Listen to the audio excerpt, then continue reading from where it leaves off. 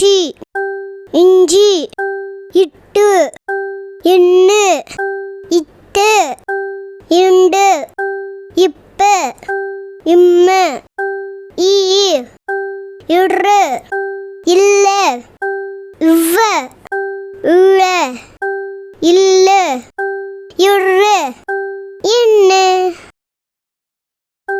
இக்கு இங்கு இச்சி இஞ்சி இட்டு எண்ணு இத்து இண்டு இப்ப இம்ம ஈ இரு இல்ல இவ்வ இழ இல்ல இரு இன்னு.